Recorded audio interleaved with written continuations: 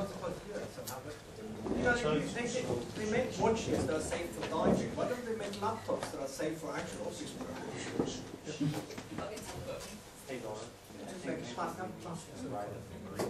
You just have to put your hands in the glove box.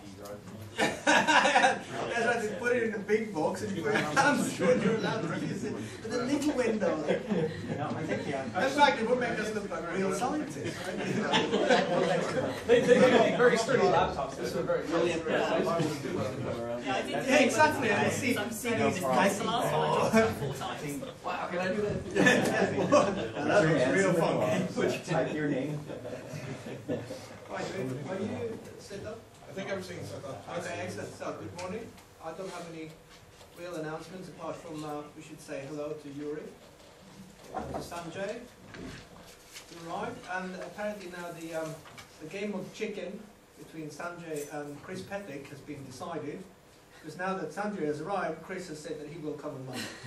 So this fake illness that he came up with is now. So that's it pretty much. I think we have the, well, we've got 4 talks this morning, I think, is that right?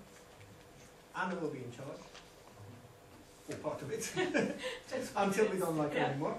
And this evening is the buffet banquet thing, 7:30 last told me, and he said something like, they will put the food out, outside, you know, the lunch place, somewhere, and then they will leave. I said, and what about all the students?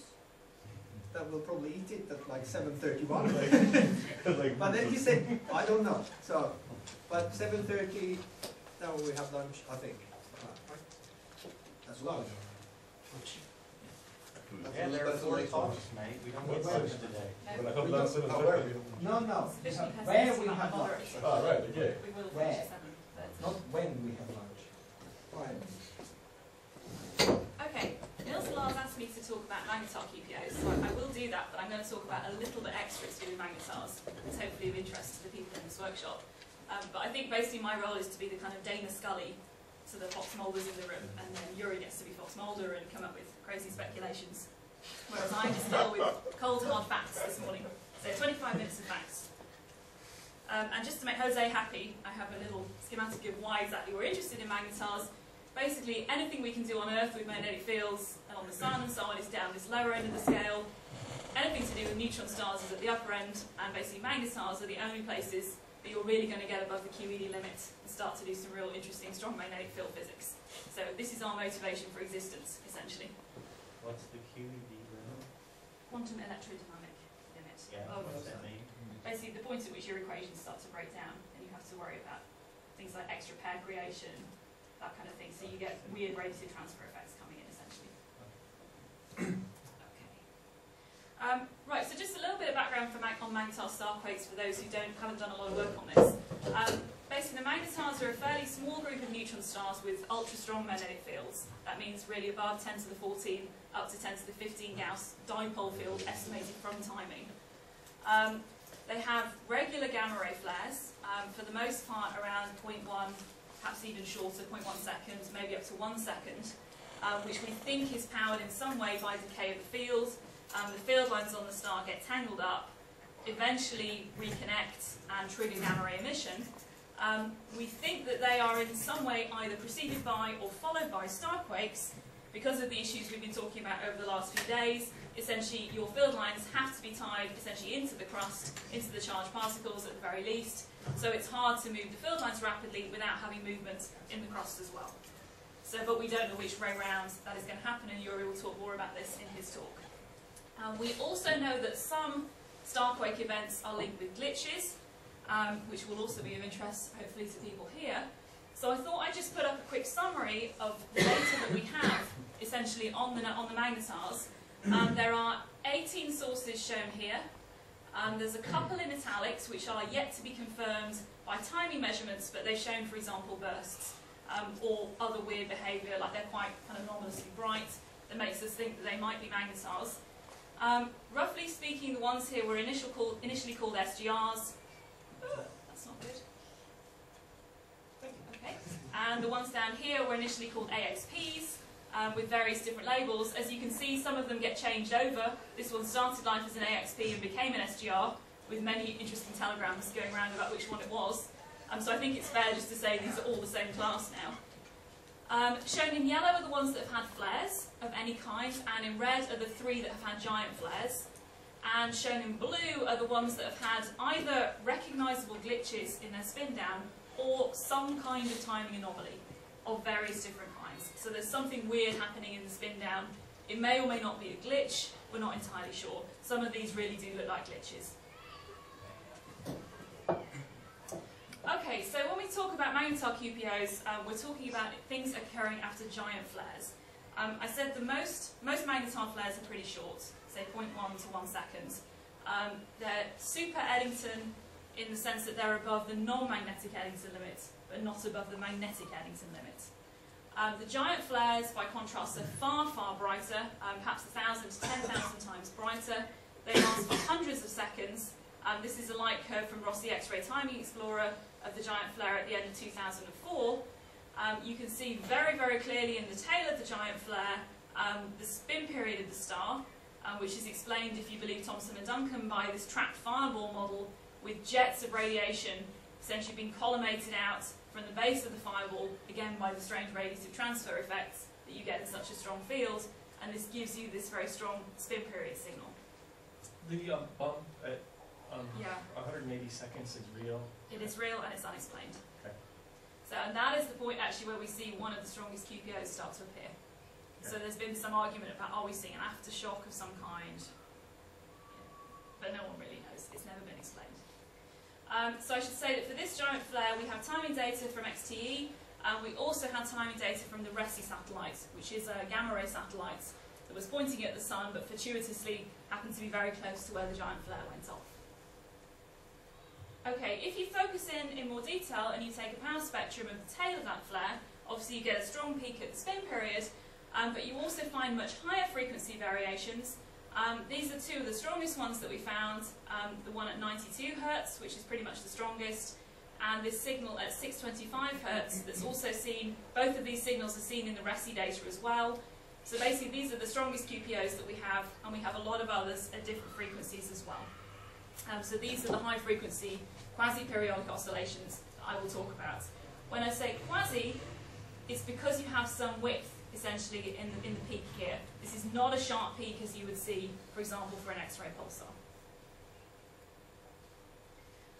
Okay, just to give you some idea of when these different oscillations are active, so we have frequencies, I'm showing here the ones from 18 up to 625 Hz. Some of them seem to be active the entire way through the tail of the flare, some of them for much, much shorter periods. However, precise duration is quite hard to pin down because we have to fold up a lot of data basically from the tail of the flare. You have to fold up several cycles usually to actually see these oscillations. So this is based on saying when the signal is strongest and when it starts to fade out using a folded signal. It is quite possible that it's there and weaker in these stages, but it's very, very hard to test with the data that we have. But roughly speaking, they certainly seem to persist basically for long periods across the tail of the flare. Okay, we also have data from the 1998 giant flare. The data that we have from that are not as good. Here is the light curve taken with RXTE, which was the main high timing resolution instrument. The data basically come through the back of the satellite. I mean, these things are so bright, you don't have to be pointing at it, and in fact, if you were, it probably would be very, very bad. But you get data straight through the back of the satellite. You have to worry about scattering in the instrument, for example. Unfortunately, as you can see, in this event, we had data gaps because it was set up helpfully to look at a very, very faint source. So the telemetry was set to a very low rate. So we have gaps, but we can still do some things with the data, the high time resolution data that we have in these periods.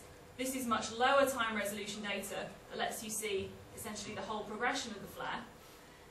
Todd and I also did timing analysis on that particular flare, and found again 4 different high frequency significant oscillations, similar frequency ranges to the other source. So we have 2 events shown here and here, where we have a whole sequence of high frequency oscillations. These are the 4 data points from the 1998 giant flare, and far more data points essentially from the 2004 giant flare. The interpretation, which Yuri will talk about, that we have at the moment, is that each particular frequency is associated with a particular mode of vibration of the star. The frequencies that we have seem to fit cross-shearing mode models up here.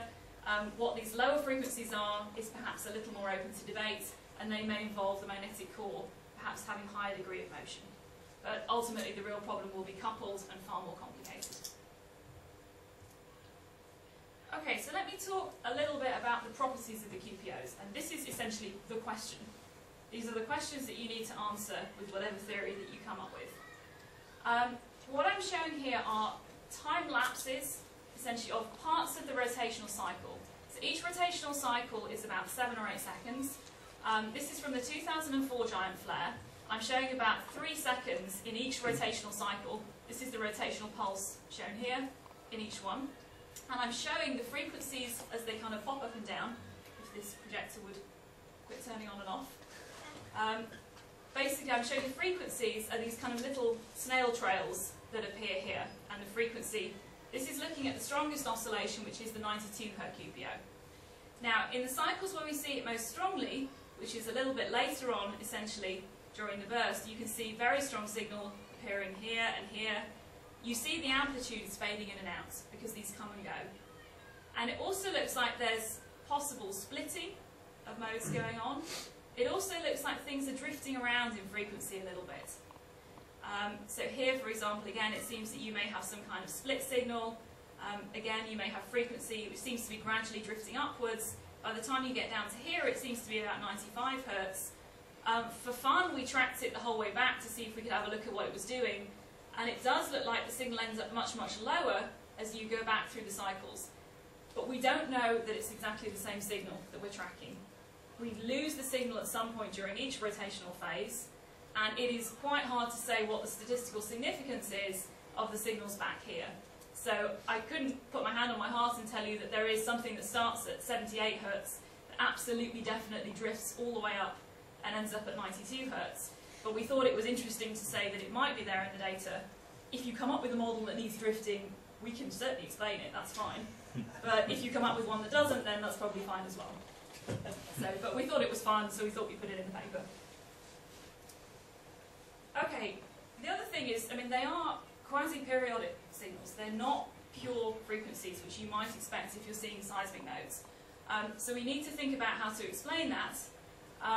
This is using data from the 2004 giant flare. Obviously, if you have an exponentially decaying sinusoid and you take a power spectrum, you will get some width. So you will get some quasi-periodic oscillation as a result of that. If you do that, and we measure the Q values, we can fit those essentially to the power spectrum, you would find that it would be consistent with an oscillation that dies out in less than a second in most cases. But we know these things have much, much longer durations than that. So they are not quasi-periodic just because they are exponentially decaying. Something else is going on. Either they are just completely persistent, basically all we have continuous pumping or excitation of some kind, but this is one of the things that we have to explain. The Q can be very, very high. I mean, we get Q values up to about 1,000, basically particularly high photon energies, but these can also be reasonably broad QPOs, Q values about 10, particularly for the lower frequencies. So that is something that we have to explain. And you might explain that with an oscillation model, or perhaps with an emission model, but it's something we have to deal with. The QPOs are also rotational phase dependent. Here, for example, is the rotational phase. I think this is the 2004 giant flare. So you see a big double peak structure and then a kind of mini peak. This is 2 rotational cycles shown on here. This is a slightly different energy band. This is higher energies. And you see that QPOs tend to be associated with only a part of the rotational cycle. So the 92 Hz, for example, you won't see at all around this part of the rotational cycle, but you do see it associated with here. We assume that this means that there is some link to the fireball geometry, and perhaps that's why we're seeing the QPO. We also have to explain the amplitudes of the QPOs that we see. This is showing RMS amplitude in percent against QPO frequency. So these are the lower frequency oscillations, here are the higher frequency ones. This is the same oscillation but seen with RESI in a higher energy band. And you can see on occasion, I mean, the amplitudes that we get are huge. I mean, there is no way that's a physical amplitude of motion of the neutron star surface, unless everything that we understand has gone horribly wrong. I mean, 20% amplitude is simply not reasonable. So there is clearly some sort of beaming factor between physical amplitude, if it's oscillating, and amplitude that we see in the X-ray and gamma ray emission. So we need to try and explain that. One possibility is that the amplitude that we see essentially is associated with the fact that they're tied to the sharp edge of the pulse profile. So here is the rotational pulse in one particular cycle where the 625 Hz QPO is very strong. This is the point, this kind of blob here, at which we see the strongest signal, and you can see it's associated basically with the sharp edge of this pulse profile. And it may well be that you're seeing such high amplitudes because you already have such a steep gradient, essentially from the rotational pulse, that doesn't then have to move very much to give you very, very high amplitudes in the X-ray emission. And there's another example from the other giant flare as well. This is the 1998 giant flare, much more complicated rotational pulse profile. It's a 4-peak structure. Again, the 84 Hz signal is strongest essentially when you come down the edge of this particular rotational pulse. And this is something that we're planning to check essentially over the next week as to whether that is enough to explain the amplitudes that we see. What is actually the data there? That's... Okay, so you're seeing two different things. This is counts, basically kilocounts per second, and that is the light curve shown here. This is a 2 to 90 keV X-ray data shown here. And what you're plotting on the other y-axis essentially is frequency. So this is a dynamical power spectrum. So essentially when these contours are strongest is when there's most signal at 84 Hz. And this is a particular cycle where we see the signal very, very strongly. So it's a Fourier transform of Take tenth of a second yeah, data. sliding window, we slide the window across, take a Fourier transform every single time. Basically, and if the frequency was moving, you would see this blob shooting up or down. Basically, whereas here it seems to be reasonably stable. So we can't do this on many cycles because it's not always strong enough in the individual cycle to actually see quite a prominent signal. At what times do you see the other frequencies? I mean, in the previous plot that you showed, it seemed like they were separated exactly by half a period. Yeah, so what we find is a group of them are associated with the same rotational phase. There are one or two that are not. So we always had one or two outliers that don't necessarily seem to be associated with the same rotational phase. But they are exactly half rotational phase. No. No? Again, bear in mind we have to make a sliding window across rotational phase, so I probably couldn't say that precisely when it's happening. The one that's super interesting is the 625 Hz, because in the RESI data, which is much higher photon energy, we see it earlier on in the tail of the giant flare, we see it at much higher amplitude, and we see it at one particular rotational phase. When it gets into XTE data, lower photon energy, it is later on, same frequency, different rotational phase, which it essentially changes rotational phase. So there's something weird in that data, and we have to try and work out why we see it, but we're looking at quite different photon energies. In RESI, this is looking above 100 keV, and that's telling us again something about the emission mechanism. But that's why I like the picture that there's some underlying oscillation of the star, and then you get some funny emission modulation on top, essentially, that lets you see it at different particular points on the star. But that's the only one that we know that kind of moves. But they don't all happen at the same rotational phase.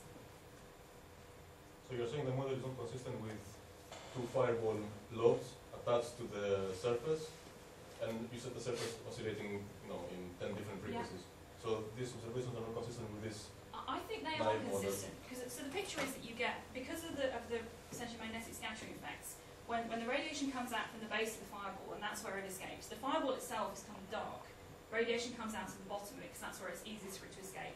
It gets collimated into a beam coming up. So what I'm thinking is the beam swings past you as the star rotates, and you don't need much vibration of the fireball essentially to make that beam kind of swing in and out of your line of sight. So I think it probably is consistent with the fireball, but whether we can... Why you're going to see all of them in half spin phases? What do you mean? It's like the one you saw before. So you see them all of them they're visible only during half you would need that beam to be in the right direction to make it work. So we'd be able to put some constraints on the beam geometry is what we're hoping. But what we should also be able to say is what amplitude you need in order to be able to get what we see. And it might well be that the physical amplitude we come up with is still too high to be reasonable, in which case you need something else to make the high fractional amplitudes that we see. You look confused. I would like to have a picture in front of me. but Yeah, I mean, I can show you the pictures that we have. But I suspect you've got this highly asymmetric emission environment on the surface of the star, and then you set it vibrating, and essentially you have the picture that we have is you have a kind of wobbling searchlight, Yeah, okay. and that is enough to give you what we see. Okay. I think. But most possibly not for one of the QPOs. One of them is a bit weird. Okay. Alright, I should, since it's observations, mention the gravitational wave searches as well. Because I can. They were working at the time of the 2004 flare. They did a search at the frequencies that we found, and they found absolutely nothing. So that's my summary of gravitational wave observations. But, you know, they're trying, that's nice. They're looking at smaller flares as well. They would do a lot better if it happened now. But we don't have to explain anything there, so that's fine. If you come up with a model that predicts huge gravitational wave emission, this will cancel it out. They can rule out that the energy released in gravitational waves was the same as the energy in gamma rays, so that's nice. But right now those limits are not particularly tight. In terms of further observational work on the QPOs... sorry, Adam, just to yeah. go back.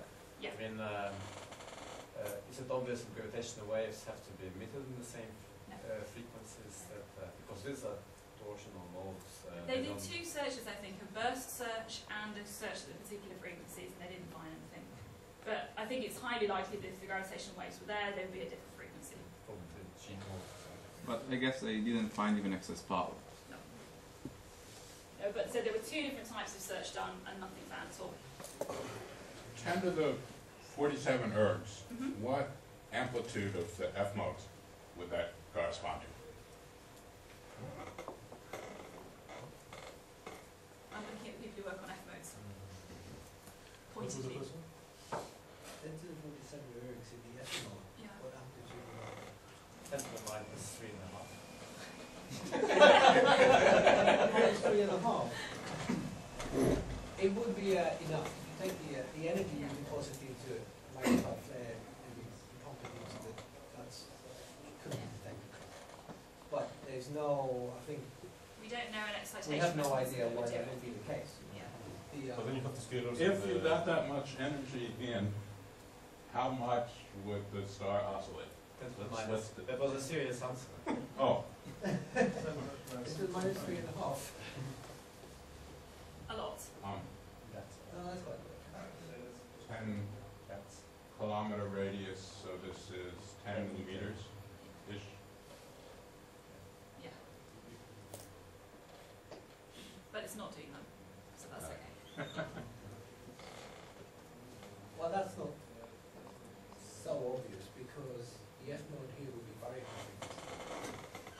Yeah, that's true. So, LIGO, 2 kilohertz, sensitive. So. Alright, the other thing I should mention that we've done since, we went back and did a reanalysis of 1900 plus 40. So the original analysis that Todd and I did, we didn't look at energy dependence or rotational phase dependence, and we now know from the other observations that the amplitude of the QPO goes up with photon energy, and also it is strongly rotational phase dependent. So when Andrew and I were doing the study that we've been doing on symmetry energy, we were intrigued to find out if there were any extra low frequency QPOs lurking in the data. So I went back and took another look at this data. I redid the XTE data analysis. I also looked at the BEPA-SAX data because they got some triggered high time resolution data in the very early part of the flare, and it took me about 2 years to get my hands on that data set. But once I finally got my hands on it and I was very excited, I can say there is nothing in it, so that was great. Bottom line is we would have been sensitive to modes with an amplitude of about 7%. So the 18 Hz QPO that we found, for example, in the other giant flare had amplitude of only 4%. So we wouldn't have been able to find that had it even been there. So there could well be lower frequency, lower amplitude QPOs in that data from 1998, and we would not be able to tell you. Okay, so this is just your summary of QPO properties. So this is the question that we need to answer. We have to explain a set of frequencies that right now seem to match global seismic mode expectations, which is fine. They are quasi rather than strictly periodic, and that's possibly down to this drifting and splitting effect that we see. When we average multiple cycles, you would see that as a QPO. It's certainly not just down to exponentially decaying amplitudes. They are rotational phase dependent, with amplitudes that can be high in the X and gamma rays. They can last for hundreds of seconds, and so far we have only seen them in the giant flares. We've run searches in the intermediate flares and in some of the smaller flares and not found anything statistically significant at all. Our limits are not particularly good, but those will improve, and we will keep looking. But right now, only seen in these giant events. So that's kind of Yuri's exam question. Solve. And now I'm going to take a little tangent for 1 or 2 slides, because this is, crossed and beyond, and I'm allowed to divert because I'm moderating myself. So there are a couple of other magnetar things that I've talked about with some people already, which I thought might be interesting just to pop up. And this is really, how do we go about explaining the diversity of magnetar flares that we see? There is far more to life than just the giant flares, and they're terribly rare. We have thousands of the much, much smaller flares, the ones that last 0.1 to 1 second. It looks like there are 2 different classes of the smaller flares. Some that depend on rotational phase, some that do not, some that have afterglows, some that do not. And in the SGR cases, they can get very bright. In the AXPs, they don't. So we have to explain this diversity of properties that we see, even in the normal small flares. I'm sorry, Anna, what was each type? I couldn't Okay, so there's 2 classes that Pete Woods has called Class A and Class B to be really inspiring. The SGR type flares, by and large, are not rotational phase dependent. They don't have afterglows. They're non-thermal spectrum, and they can be very, very bright. The AXP ones can be rotational phase dependent. Softer, they tend to have afterglows that persist for about a second or so. So those are the 2 different types of properties. Same duration, and they tend to be fainter.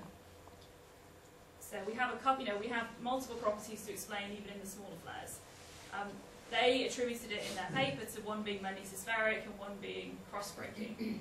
But I don't think that's based on tremendously strong arguments, so it might even flip around. So anyway, the bottom line is there's a lot of complexity in the smaller flares that if we want to explain with cross-breaking, we have to think about. We also have a number of intermediate flares. These are ones that tend to last longer. So they're called intermediate because their peak luminosity is not as bright. This is one example. I mean, this guy lasts for thousands of seconds in the X-ray, actually longer than the giant flares. But its peak brightness is not as bright. We also have much shorter intermediate flares that last for perhaps 10 seconds. I mean, again, there's a lot of diversity in the intermediate flare class as well, and we're getting more and more examples of those as we build up the data set. There was a very, very interesting result last year after a GRB that fortuitously Optima, which is an optical high time resolution telescope, happened to be pointing in that direction, and the guy sat there and noticed it flickering on and off. I mean, complete accident. And they have optical flaring from this source lasting several days, essentially after the GRB, and they thought they had a tentative periodicity and a rotational period, essentially in that flare as well. So it may well be that there's excitation of flaring in the optical as well as in the X-ray that we need to think about. It's still not quite clear what that object is, but if it's a magnetar, it's certainly interesting. So, may I ask, we haven't really typically been looking at magnetars in the optical, so we wouldn't necessarily have seen is... Okay. No, we haven't at all. So this was kind of the first detection, I think, and it's just pure accident. I mean, and students spotting that something strange is happening. And being awake enough to actually spot that something strange is happening. And this optical signal was not accompanied by X-ray data? No. I don't think there's any simultaneous flare that they got with the X-ray. But very, very weird events. It was published in Nature, so by all means go read it. There was also a very odd event, which is a flare-free giant flare, which was seen in one of the SGRs, and the energy release is compatible with giant flare. You see a kind of bump in the X-ray, and then it goes down. There's no tail, no pulsations, and no initial bright flash. So, very weird event. No clue how to classify that one into the range, but it's 1,000 times brighter than all the other flares from this particular SGR. No explanation. If it had had a gamma ray flare, we would have seen it, because the network would have picked it up. Okay. We need to explain the storms or swarms of small flares that we see from lots of the different SGRs. Periods of over a day, perhaps, where you pick up maybe 1,000, hundreds of thousands of small flares happening one after the other. So whatever is happening, if it's the crust yielding, we have to be able to explain this kind of rapid motion reconnection persisting over days. But I said, of course, 1 to 3 days. There may be some link to the magnetar glitches. In some sources, flaring is linked to glitches. In some sources, glitches happen without flares. So there may or may not be some kind of link happening there to think about. And we do at some point need to think about the link to things like the high magnetic field radio pulsars. Some of these have now been shown to have the odd gamma ray flare or two. So again, as Jose would say, it's a continuum of properties, and we should be worrying about the lower end. And is everything that we do for the magnetars compatible, essentially, with things like the high magnetic field radio pulsars? So, you know, there's an awful lot more to life than QPOs. QPOs are interesting, but the flares themselves, there's a lot more data to check. So, let me finish off by saying one thing on what we can test.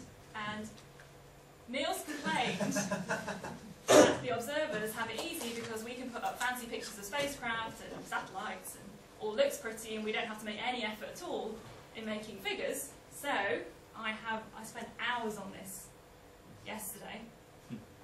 So that's my spacecraft launch picture. Basically, just to tell you, you know, whatever you come up with, this is what we can do. We have a huge archive of magnetar flares from XTE data. We have timing and spectral information from pointed observations of lots of AXPs and SGRs, and we have very good timing data. A lot of that's been published, for example, by Vicky Caspi and her group, but you know, we can dive into the data and test things.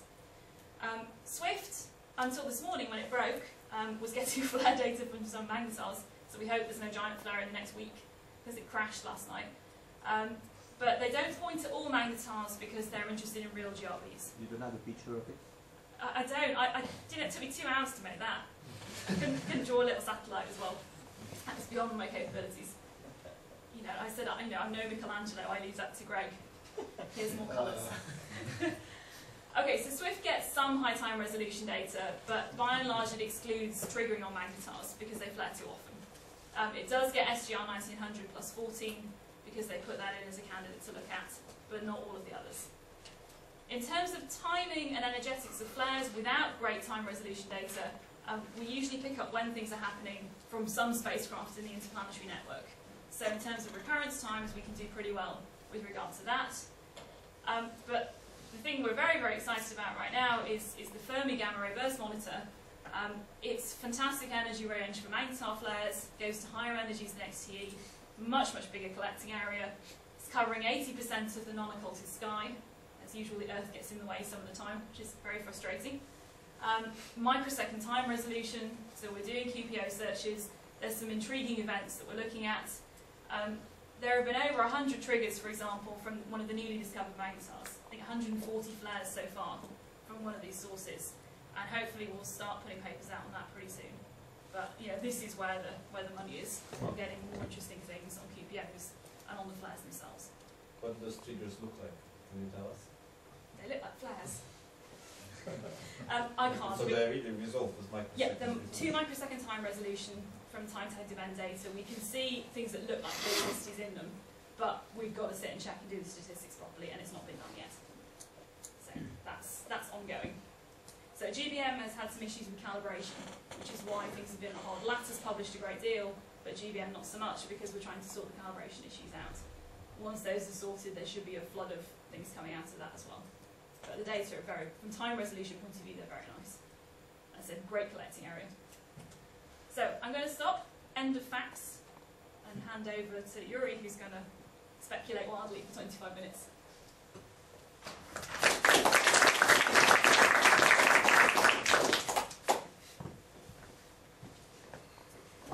Do you want to just switch and do questions after the